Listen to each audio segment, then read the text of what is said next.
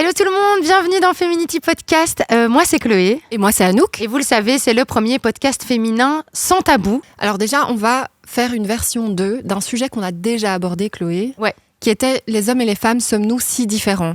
Ton moment good vibe entre meufs sur le canapé autour d'une tasse de thé où on parle relations hommes-femmes, sexe, love, confidence, développement personnel. Feminity, le premier podcast féminin sans tabou avec Chloé et Anouk. Il y avait eu plein de débats et vous aviez beaucoup réagi aux différents réels qu'on avait découpés. Et donc aujourd'hui, on a envie de donner une nouvelle dimension à ce sujet. Ouais. Avec un invité très spécial et de marque et vraiment dans l'actualité depuis de longues années. C'est Paul de Wandre. Hello, hello. Hello. Et on vous remercie vraiment pour votre présence aujourd'hui. Alors, c'est plus de 1500 représentations, plus de 3 millions de spectateurs qui ont vu ce spectacle qui est une adaptation d'un livre très connu de John Gray. Les hommes viennent de Mars et les femmes de Vénus. Me dites pas que vous connaissez pas ce titre, j'y crois pas une seconde. Impossible. Impossible. Et si vous connaissez pas, il est vraiment temps de le connaître surtout. Qui mieux que Paul de Wandre pour challenger le numéro 1 de ce podcast qu'on avait nommé « Les hommes et les femmes, sommes-nous si différents ?» Peut-être avant. Un petit moment thé. Un petit moment thé. Évidemment. Oui.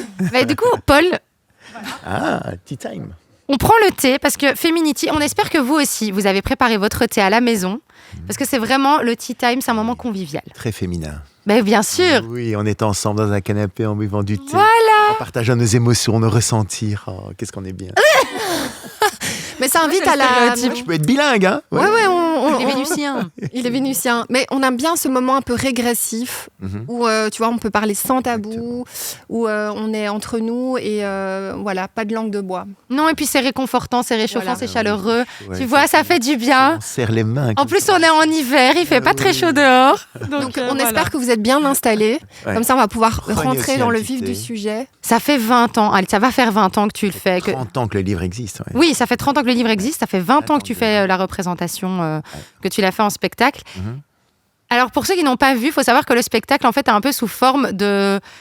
C'est comme si tu retournes un peu à l'école, quoi, parce qu'il faut comprendre les bases. Donc, Les c'est concepts. le professeur, un peu prof de sciences, qui vient t'expliquer les différences notables entre hommes et En femmes. fait, il vient proposer un permis de couple.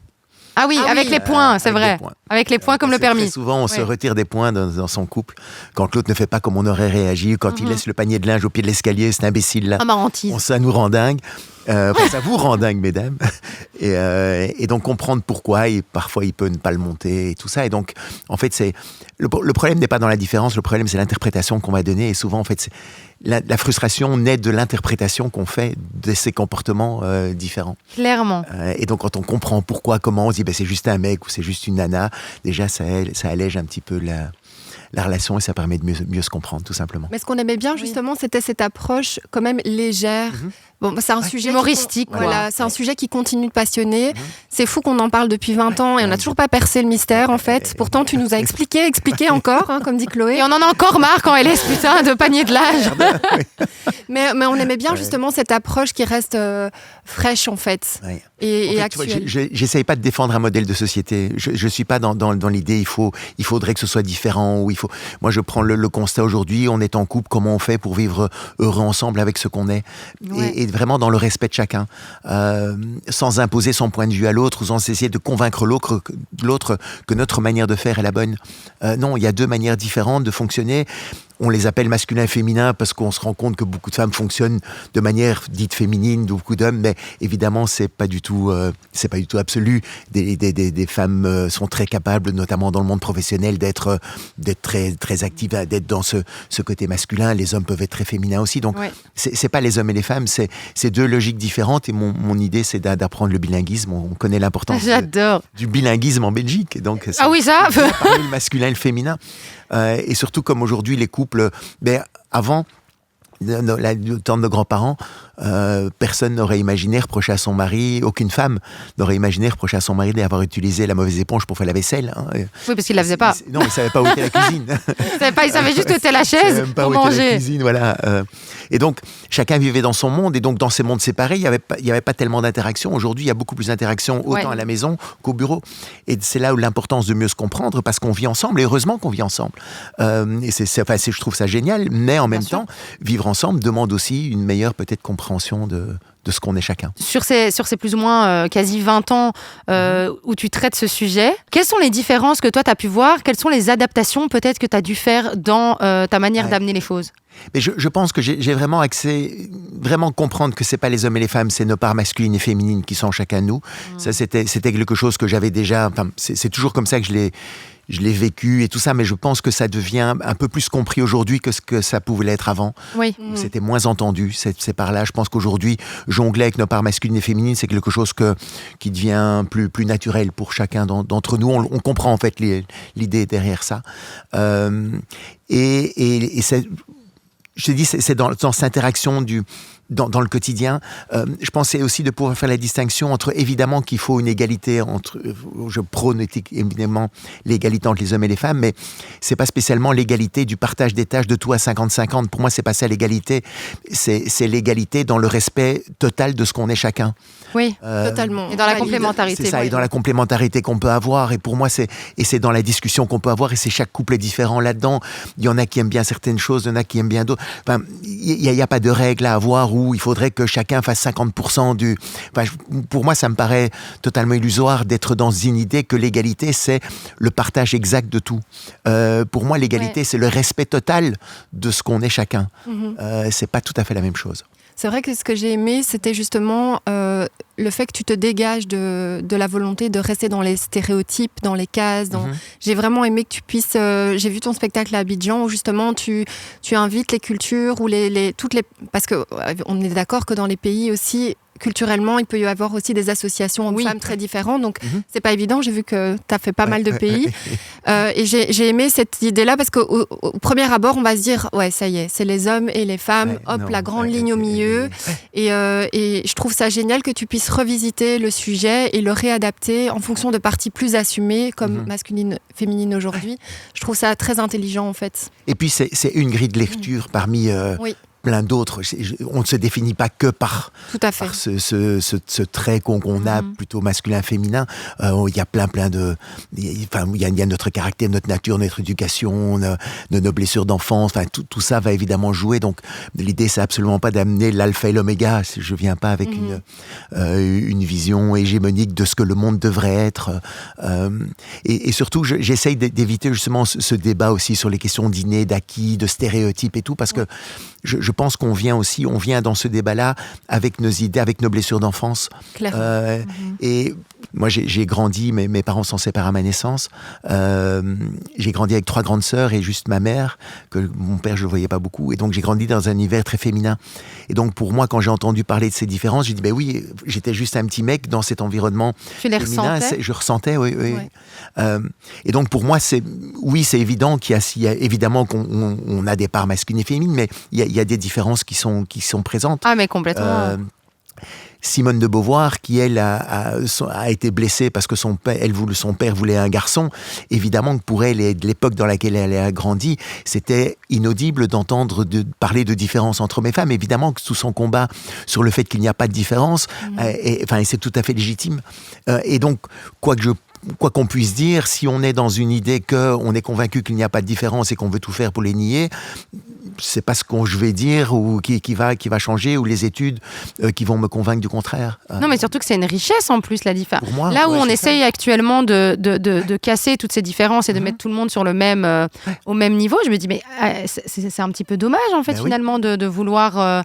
parce que c'est comme les différences de culture sont une richesse, les différences entre hommes et femmes sont une richesse. Et donc honnêtement, moi je trouve ça génial de justement, en fait, et en plus c'est drôle, clairement, enfin ce qu'on peut voir dans ton spectacle, et on va en parler, mais c'est ce côté à quel point effectivement les femmes se reconnaissent dans ce que tu dis, les hommes se reconnaissent dans ce que tu dis, mais majoritairement. Oui, parce que moi j'ai une question. Ah oui, parce que attends, Paul, j'ai une question. Attends, vas-y. Moi je me sens martienne sur Terre. Alors est-ce que je sais rencontrer un martien ou est-ce que parce que je suis martienne, ça devient compliqué? Tu vas sur Vénus. Comment je redeviens un peu vénusienne? Explique-moi. Alors, est-ce que la question, c'est il y a deux possibilités. Effectivement, c'est de pouvoir t'ouvrir à ta part féminine, accepter justement cette force d'attraction. Pour moi, le féminin, c'est l'attraction. C'est être capable de recevoir. C'est vrai. Et donc, c'est accepter ça aussi, justement, qu'on t'ouvre la porte sans te dire que le mec veut te dominer ou veut quoi que ce soit. C'est juste accepter ça. Dans ces petits gestes-là. Parce que, ou alors, évidemment, tu vas plutôt être attiré par un mec qui a des traits plutôt féminins. Et ça peut très très bien marcher. Mais la difficulté, je pense, l'expérience que j'ai depuis le temps que j'en parle, c'est que je vois beaucoup de femmes qui sont... au début, c'est chouette un mec féminin.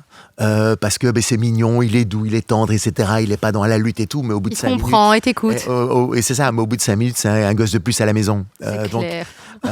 Et c'est là le grand paradoxe. Et j'ai rencontré énormément de femmes chefs d'entreprise qui ont beaucoup de succès et tout. Elles disent, mais moi j'ai envie aussi parfois de pouvoir pleurer sur l'épaule de mon mec. Et c'est pas parce que c'est pas de la faiblesse ou c'est rien de tout ça. C'est juste cette part féminine qui a besoin d'être exprimée. Et je pense qu'une femme a d'autant plus besoin aujourd'hui d'être féminine dans sa vie personnelle qu'elle est déjà masculine dans sa vie professionnelle.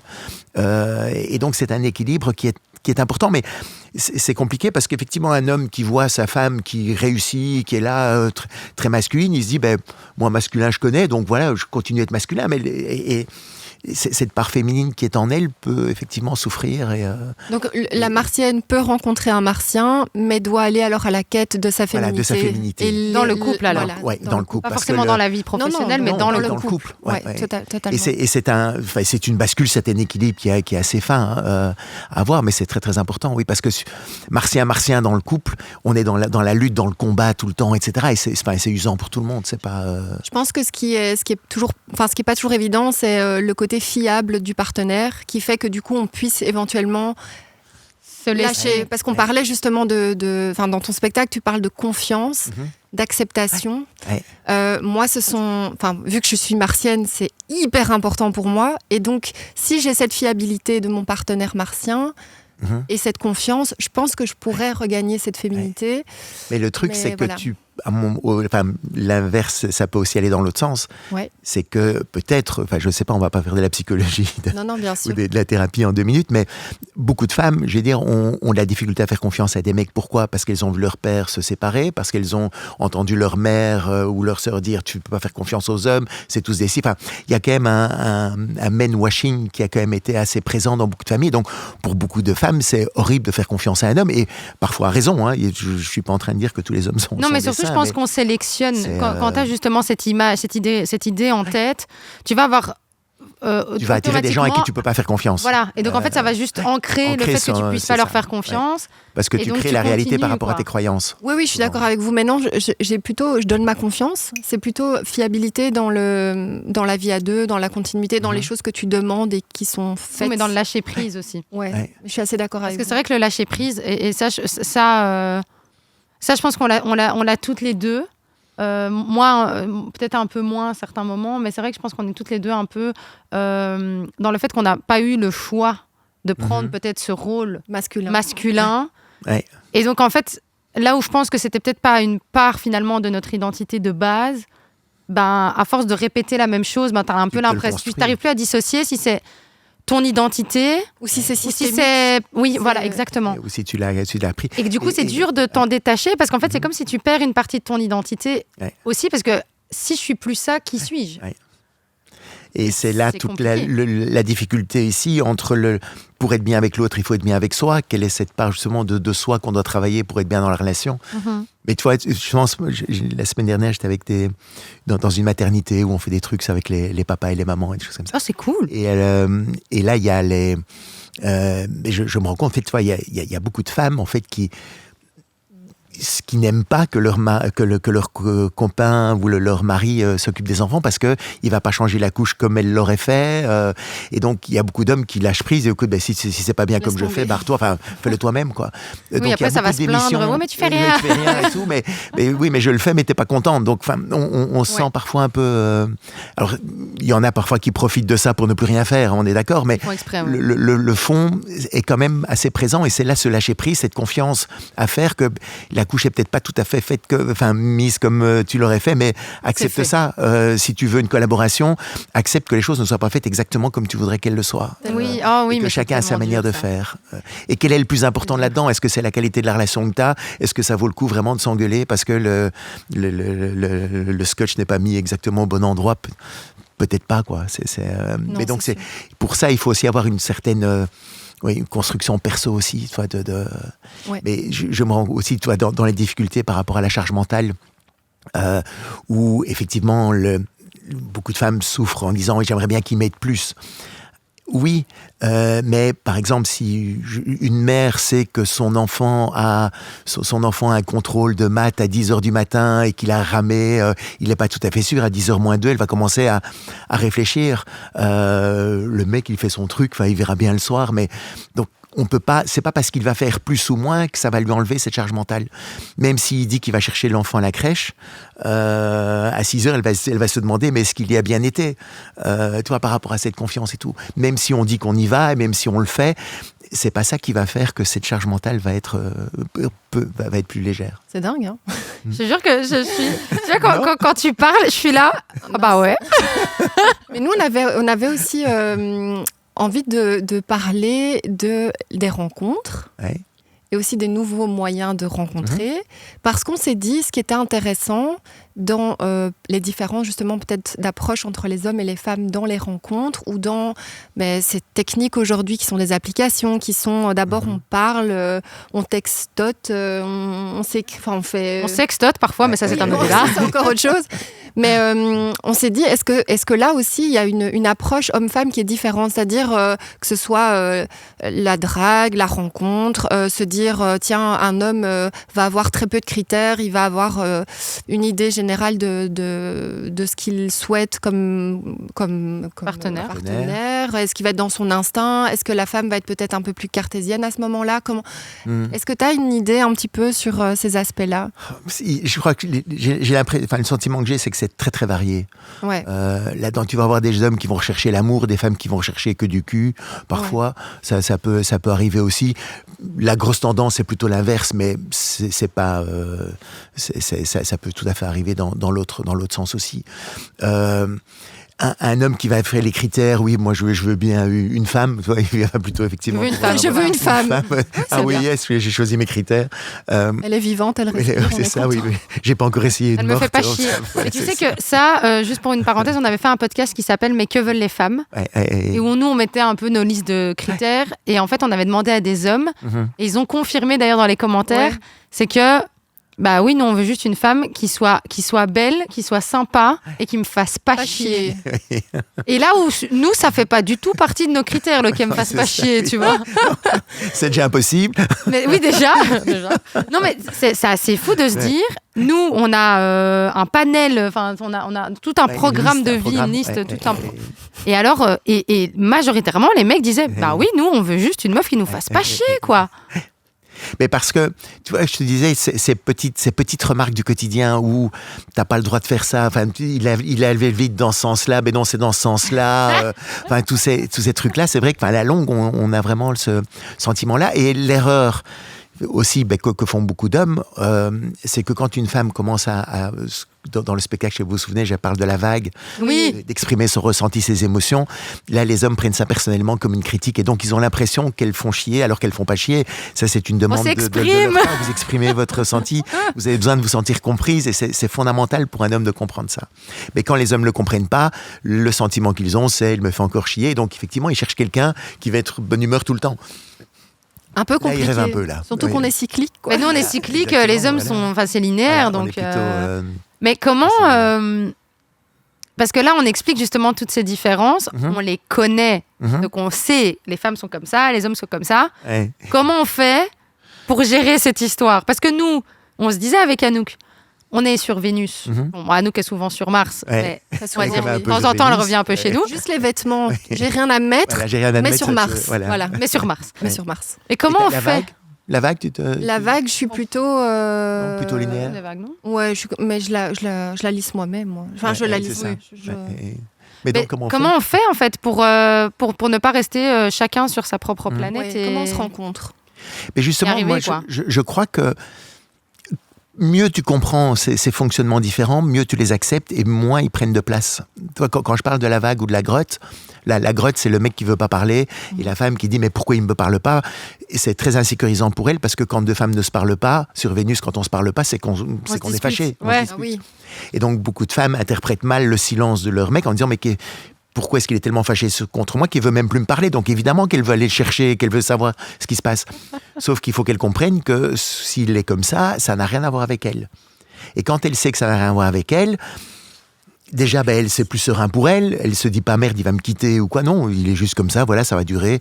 Et plus elle accepte ce comportement-là, et moins ça prend de temps. Et on sort beaucoup plus facilement de notre grotte quand on sait que si on sort, elle va pas nous emmerder à poser plein de questions, à demander qu'est-ce qui s'est passé, si elle est là, pourquoi t'étais comme ça. Parce que beaucoup de femmes se disent, mais si t'étais désagréable pendant 2 heures, c'est qu'il y a un problème, donc parle-moi du problème. Or, comme l'homme, lui, tout ce qu'il fait dans sa grotte, c'est d'oublier ses problèmes. Il veut pas en parler. Et donc, si quand il ressort, il doit en parler, il retourne. Ça marche pas, il retourne. Et c'est là où beaucoup d'hommes passent beaucoup de temps dans leur grotte. Et beaucoup de femmes essayent de descendre leur vague. Et ça prend énormément de temps, justement, parce qu'il y a du ressentiment qui s'accumule, parce qu'elles ne se sentent pas comprises. Elles reviennent avec des trucs d'il y a 5 ans, d'il y a 10 ans, d'il y a 20 ans. Et donc, effectivement, ça prend... Alors, le 2 juin... Le 2 juin, tu te souviens quand il y a eu ça? Oui, mais on peut plus rien y faire. C'est il y a 20 ans, oui, mais... Mais est-ce que, justement, tu penses qu'au niveau de la vague... Moi, c'est une question que je me pose souvent et dont on a déjà parlé... Est-ce qu'en tant que femme, la vague, on doit la déverser sur lui ou pas? Oui. En fait, le truc, c'est que tu as besoin, tu as besoin de se sentir comprise avec le mec que tu aimes, avec le mec avec qui tu vis.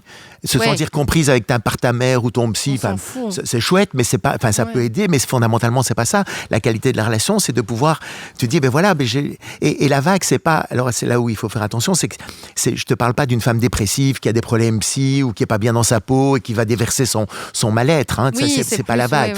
C'est les frustrations du quotidien, mon boulot, mon ci, mon là, un con feu rouge qui m'a encore... les petits trucs comme ça, tu vois. Et besoin de déverser, de décharger ce trop-plein émotionnel qu'elle a accumulé. En fait, comme elle est avec le féminin plutôt multitâche, elle est avec ses dossiers ouverts tout le temps et tout, et donc elle va absorber plein d'émotions. Elle a envie de faire plaisir aux autres, elle a envie de faire plaisir, elle pense à ses enfants, elle pense au boulot, qu'est-ce que je pourrais faire pour ci, pour là, pour tout le monde. Quoi. Et donc, mais c'est une charge, donc ça prend un peu d'énergie. À un moment donné, il y a un trop plein, et puis il faut juste lâcher ça. Et toi, et quand c'est bien compris, ça prend 3 minutes, on se prend dans les bras, et puis on passe une super soirée. Mais si tu le comprends pas, et si le mec se sent attaqué tout le temps, il va se dire, elle me fait chier et tout, et donc ça va prendre un temps infini. Et c'est là où, quand ces moments-là ne sont pas compris, ça prend une proportion totalement disproportionnée dans un couple. Comme on passe déjà pas beaucoup de temps ensemble parce qu'on travaille, les vies actives, etc., on a tous. Aujourd'hui, si c'est les seuls moments, c'est là, il me fait chier parce qu'il est dans sa grotte et elle m'emmerde parce que elle descend sa vague. Évidemment que les couples se séparent. Juste de l'écoute active, en fait, pendant 3 minutes, je pense que c'est... Pour le féminin, c'est vraiment ça. Ouais. Et pour un mec, juste nous foutre la paix dans notre canapé et on peut mettre la table. Hein, c'est pas l'idée, mais simplement, il ne faut pas nous demander de le faire avec le sourire. Il ne faut pas nous demander d'être impliqué émotionnellement, mais on peut être là, on peut s'occuper des enfants et tout, mais juste, on est dans notre monde et puis et nous, on doit apprendre à demander. Voilà. Ah oui, mais c'est important d'apprendre à demander. Oui, mais c'est vrai que ça, c'est... Mais donc, on est d'accord que c'est comprendre et accepter, mais pas fondamentalement changer. Non, tout à fait. Voilà, c'est ça. Parce que pour moi, c'est vrai qu'on a toujours cette volonté de tu dois me comprendre, tu dois m'accepter, et ce serait pas mal que tu t'adaptes. Mais donc, non. Mais moi, je fais rien. Mais il y a des choses, il y a des choses où on peut s'adapter. Notamment, par exemple, pour un homme, où il peut s'adapter un petit peu, c'est d'être un peu plus attentionné, justement, d'être un peu attentif aux besoins. Donc, il y a des choses qu'il peut faire. Mais il ne doit pas se changer dans le fait de ne plus jamais aller dans sa grotte. Oui, c'est ça. C'est comme ça. Si une femme ne supporte pas un mec qui est jamais dans sa grotte, c'est pas la peine. Et pour un homme, s'il n'accepte pas sa femme qui descend parfois sa vague, c'est pas la peine. Mais c'est pas tenable de toute façon. Je pense qu'à un moment donné, la vague c'est tsunami et la grotte elle explose. Il va s'enfermer de plus en plus. Là c'est fini presque, c'est la fin. Et c'est pour ça que toi, sur les sites dont on te parlait tout à l'heure, parfois un homme qui dit j'ai juste envie qu'elle me fasse pas chier. C'est juste ça qu'elle me laisse qu'elle me laisse dans ma grotte, quoi. Qu'elle accepte ce côté de chez moi. Que je peux avoir. Et Chloé, j'ai vu un truc très croustillant, parce que Paul, il a fait une petite interview sur l'approche des hommes et des femmes par rapport à la sexualité. Ah oui, mais tu m'en as parlé. Oui, et moi, j'ai trouvé ça assez croustillant, parce que nous, on aime bien aussi parler de ça. On aime parler cul. Même pendant le thé. Ah, toujours. Surtout pendant le thé.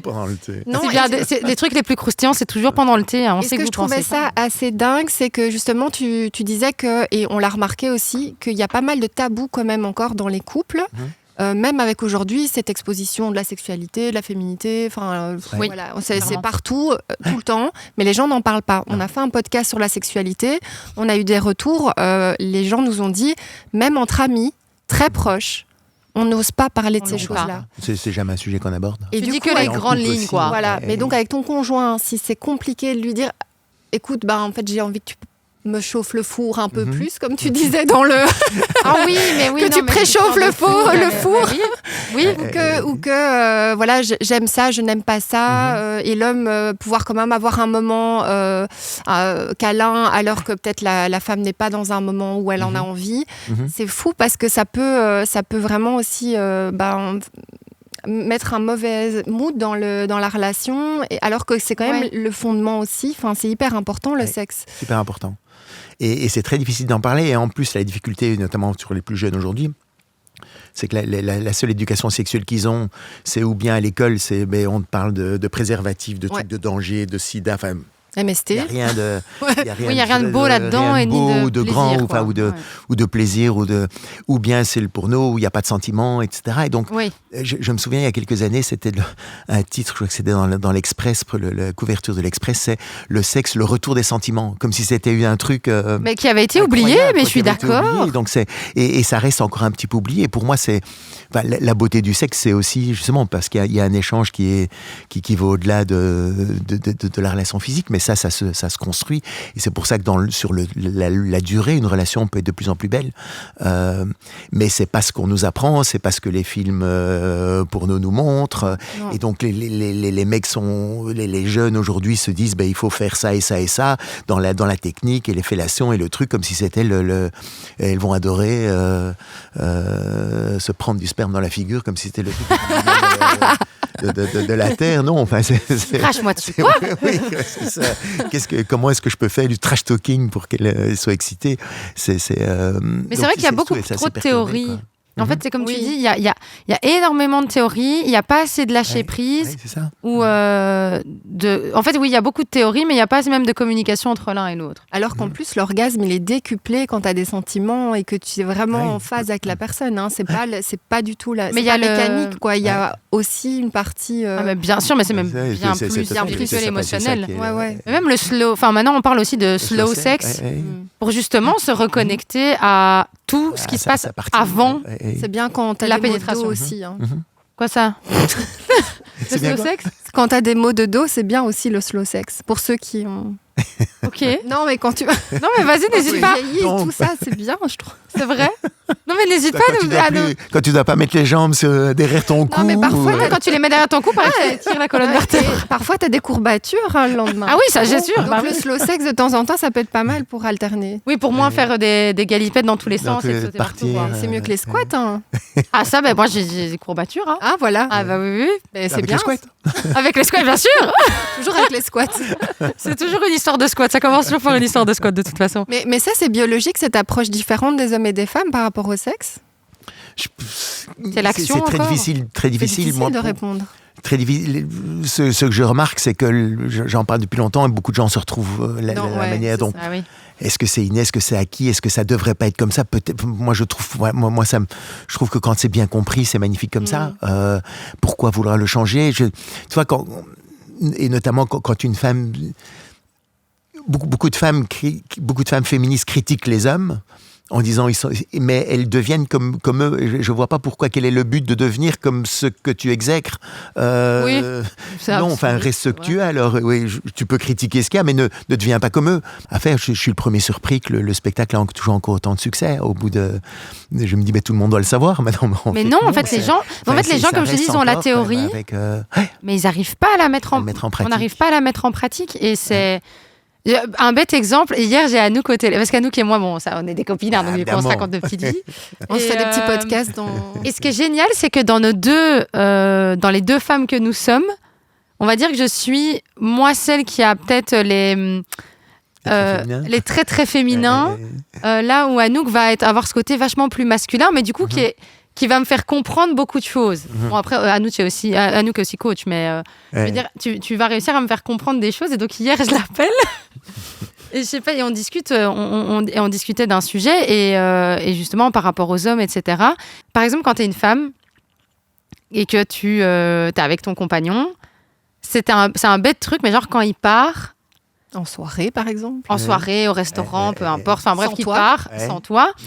Je vais pas, moi, par exemple, je suis pas jalouse, donc je m'en fous qu'il parte, il fasse ses trucs avec plaisir. Moi, je n'ai pas de souci du tout avec ça.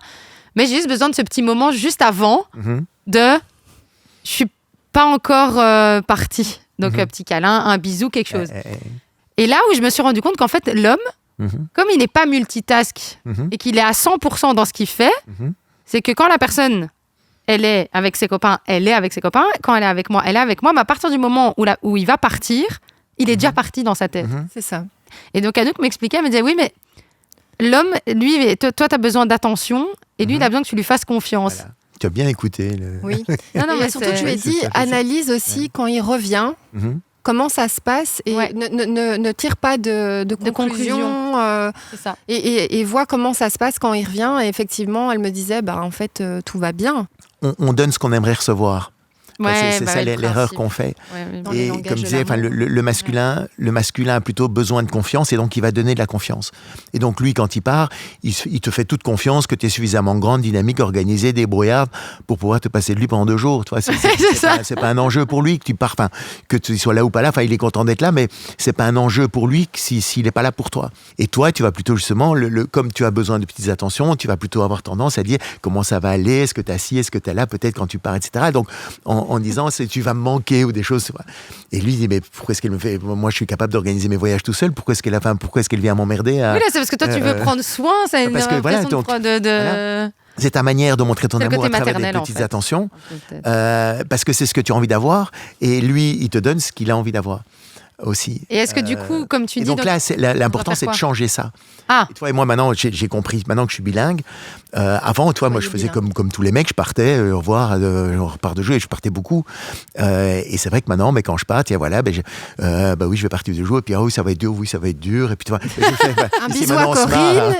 On rigole, mais non, mais je suis sincère, et puis je téléphone très régulièrement, et puis voilà, et puis je fais pas comme si j'étais parti, puis... oui, et puis comme s'il se passait rien, quoi.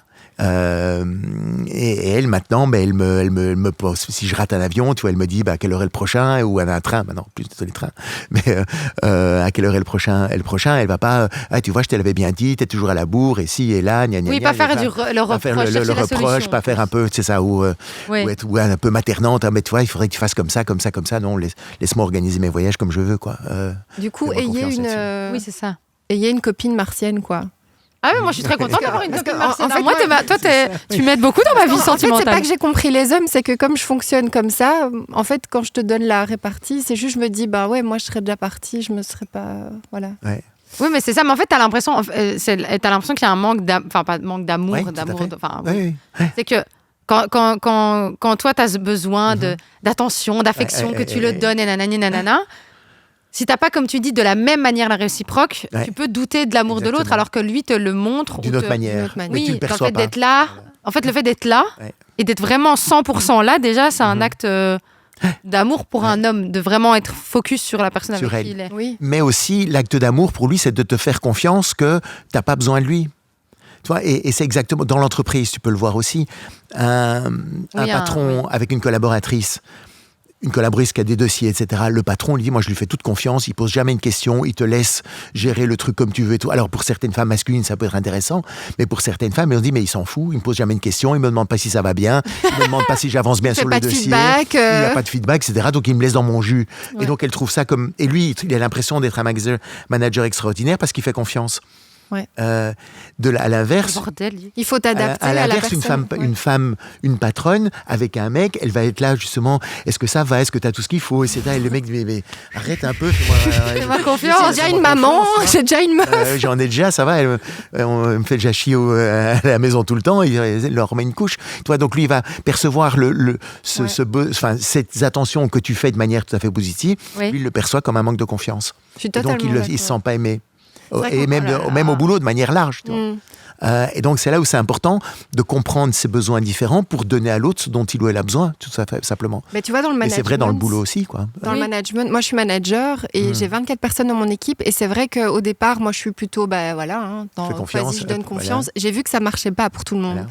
Et donc, je ne pratique pas le même type de management. Et donc, c'est un peu le même langage. Donc, j'essaye de comprendre si des gens ont besoin de plus d'encadrement, plus de discussion, plus de feedback. Et d'autres, où si je suis sur leur dos, ils vont me dire, tu veux quoi voilà.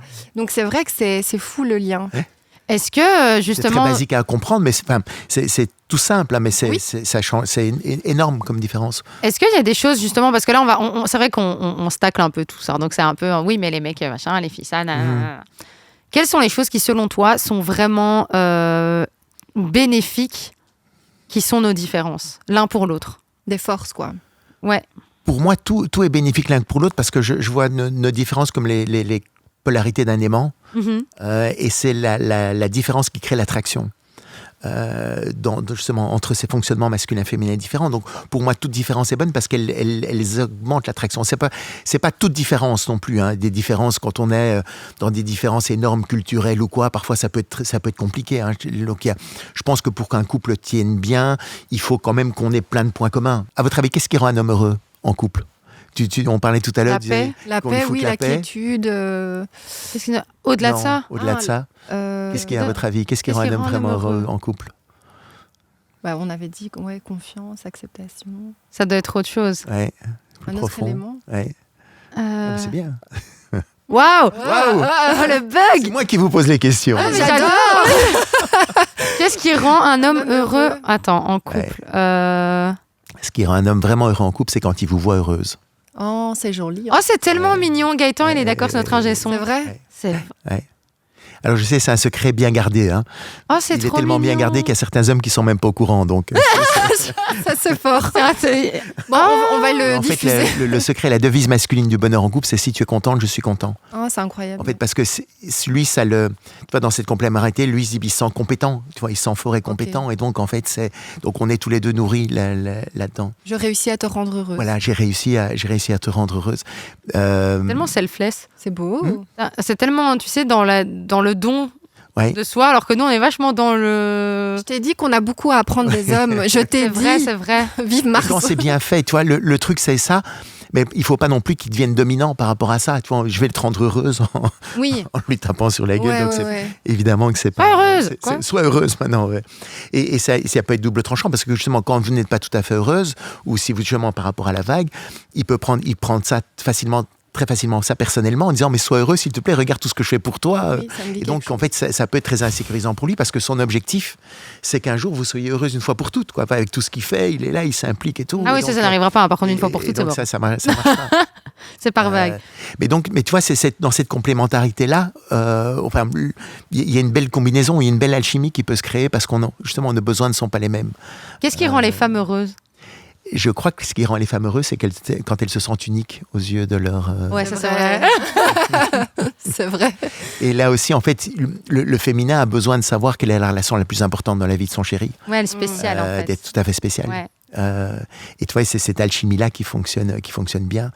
Et c'est là où, notamment, par exemple, dans les couples, dans les familles recomposées, ça peut être plus compliqué parce qu'il y a ce besoin, effectivement, de la nouvelle compagne d'être la relation la plus importante. Mais s'il y a les enfants, les enfants sont prioritaires. Et surtout donc, c'est là où, et donc là, c'est là où ça chamboule un petit peu toutes les relations.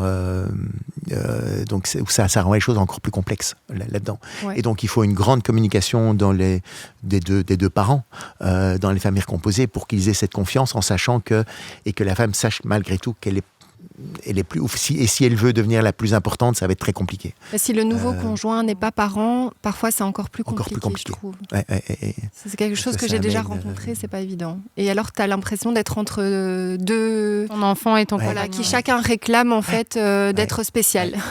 Et puis qu'en plus, quand ça devient un enjeu justement où on en joue, parfois ça peut être aussi un peu du chantage et des trucs, parce que si on n'est pas complètement bien et tout ça, parfois j'ai eu envie d'aller dans ma grotte et de laisser ma fille et la personne avec qui j'étais et de m'enfermer pour toujours et de les laisser arrangez-vous tous les deux. Exact. Toi c'est le lundi, moi c'est le mercredi. Ah oui, non mais bon, mettez-vous d'accord, je vous aime tous les deux, c'est pas la même relation, c'est pas le même amour, mais arrêtez de vous battre.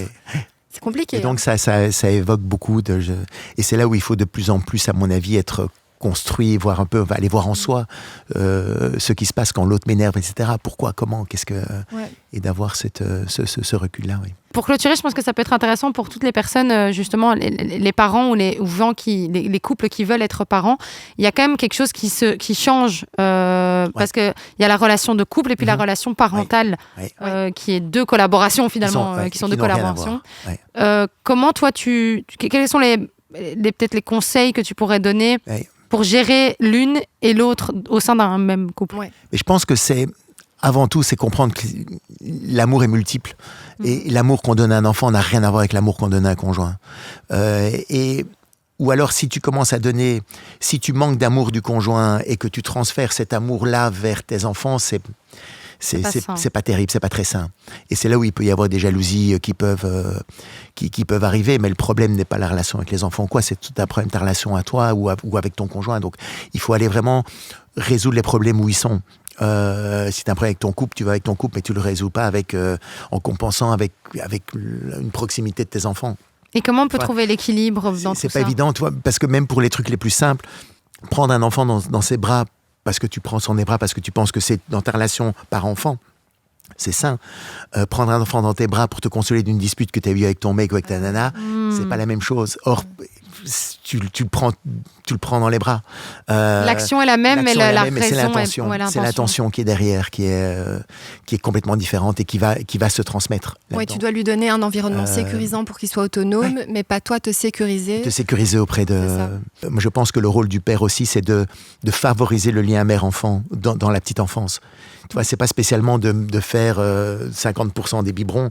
Le travail aussi, c'est justement de créer cette proximité, de soutenir la mère qui est avec son enfant. Tu vois, parfois, et c'est ça qu'elle demande plus que occupe-toi du bébé. Enfin, parfois oui, de nouveau, mais parfois ça peut être simplement, mais voilà.